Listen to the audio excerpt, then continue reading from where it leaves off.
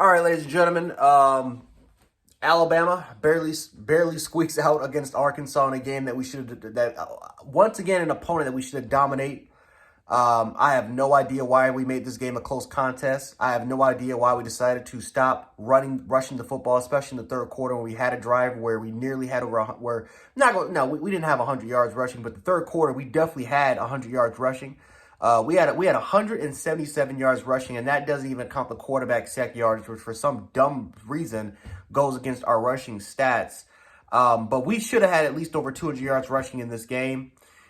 We went away from the run game in the third quarter for some weird reason. We went away from what worked. And this has been a problem for Tommy Rees. This has been a big problem for Tommy Rees so far. Listen, I like Tommy Rees. I like some of his play designs, and I do think that this is a very young offensive coordinator, young aspiring offensive coordinator that's still trying to figure out his roots. The problem is that for the most part, he's experimenting too much. We are in week 7, or I think week 6 or week 7. We are at the halfway point of the season. The next couple games are Tennessee and LSU with two teams that have explosive offenses with great signal callers and quarterbacks, especially a quarterback like Jaden Daniels, who might be the Heisman frontrunner.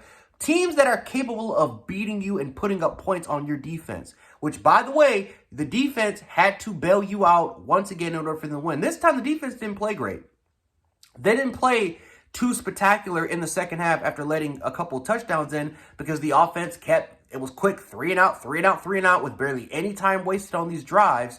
And their offense got on the football field, 33 plays in the second half compared to the 23 in the first half. They wasted time, they extended drives, and they almost came back and won against them. And it was the defense that had to make a clutch stop in order to give our offense an opportunity to finally seal off a win. When it didn't even have, the win should have been sealed off in the third quarter.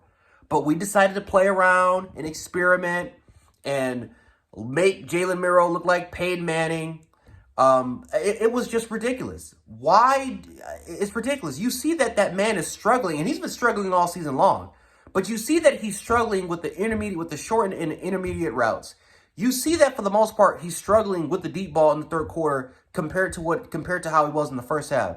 You see that he's rushing his throws because the pocket keeps collapsing so goddamn quickly because the left side is getting demolished, mainly our left tackle situation. If we don't know who to put in, whether it's Pritchard and Caden Proctor, so he's rushing his decisions, and he started to make erratic choices. He's throwing it into double coverage. He's throwing it damn near into triple coverage. There was one play where he actually did try to throw it into triple coverage. Thank God he overthrew it. But he's inaccurate in the second half, right? He completed 70% of his passes in the first half, and then he completed 30% of his passes in the second half. He went 3 for 10 with his passes in the second half. You see that it's not working, yet you continue to throw the football. You continue to put that man in the shotgun, and you continue to just let him cook in the second half. And I'm not talking about cooking a good way. I'm talking about cooking with burnt bacon, burnt chicken, burnt steak. Like, this was bad. This was a very, very bad performance by our offense tonight. And it shouldn't even have to come down to it. We had Arkansas on the ropes. The momentum was in our favor. The game was over. The game was sealed. That defense was tired. There was no momentum on their side. We had home field advantage. It's homecoming. And you still found a way to give them life. You still found a way to give them their second wind. And because of that, they almost came back and won the game. And the funny part is they didn't do anything major. Like Arkansas's defense, they made adjustments to the deep ball because they see that Jalen Milroe, he's not doing anything that's confusing the defense. So they decided to make adjustments through the motion through the motion because they knew that for the most part it's not going in that direction that direction. And they stayed home, they stayed consistent, and we couldn't do crap since. But the funny part is, you're up 24-6. You're up by 17 points. Run the damn football. Run the ball. Run the ball. Run the ball. Run the ball. You do that, 24-6, sticking to what works, sticking to the game plan. And we wouldn't be having this conversation. We would be talking, this is a great Alabama win. Defense played great. But no, because you exposed your defense tonight and left them on the football field, eventually, like I said, good offensive coordinators, good offensive minds, they're going to figure out a way, they're going to figure out holes, and they're going to poke holes in the defense. As soon as they find it, they're going to attack it. The longer that your defense remains on the football field. This is not 2011 Alabama. Even 2016 Alabama, as great as that defense was, they let teams put points on them.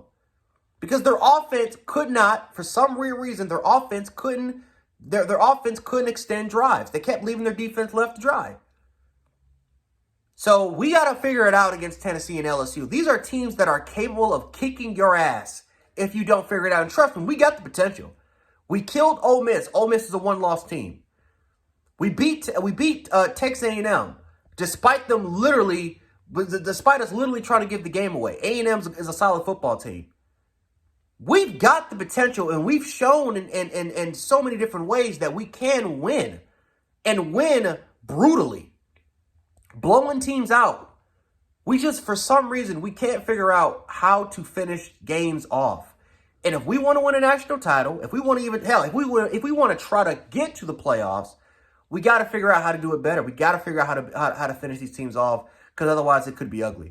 And we have to, because I feel like the blueprint is there. We got to just do a better job of sticking to it instead of just experimenting. It's week goddamn 6 or 7. Halfway point of the season. Stop experimenting. Let's get to work, man. Damn.